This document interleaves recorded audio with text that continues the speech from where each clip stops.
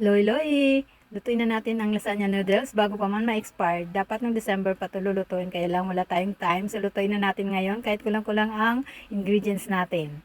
Pagkukulaan na natin tong noodles kasi matagal-tagal tong maluto. Habang naghihintay tayo maluto, gagawa na tayo ng sauce. Maglagay tayo ng butter or oil sa kawali.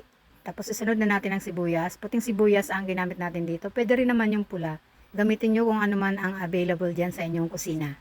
Tapos susunod na natin ang bawang at ang giniling na manok. Yes, pwede rin pala ang giniling na manok. Pero kung meron kayong giniling na karneng baboy or karneng baka, pwede rin naman yon. Maglagay na rin tayo ng asin at saka paminta. Para makakain ng gulay ang ating mga anak, lagyan natin ng bell pepper at saka carrots. O diba, giniling natin para pinong-pino, hindi na nila yan matatanggal dyan. Tapos lagay na natin ang spaghetti sauce. Maglagay din tayo ng tomato paste, asukal at saka dried basil. Hintayin na lang natin na maluto ang sauce at kapag naluto na, pwede na nating assemble ang lasagna. Dito sa baking tray, unahin natin ilagay ang sauce, sunod ang lasagna sheet, tapos cheese.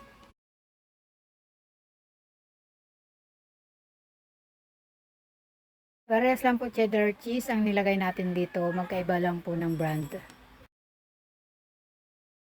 Sa pang layer ulit, tapos ang pinakalas na ilalagay natin ay quick melt cheese dahil ilalagay natin to sa oven para matunaw yung cheese.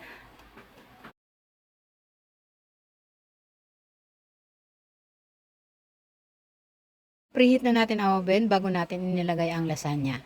So hintayin na lang natin mag-melt ang cheese. Mas gusto ko sana yung yung nagbo-brown-brown ang ibabaw. Kaya lang din natin yan na-achieve kahit ilang minuto na siya dyan sa oven.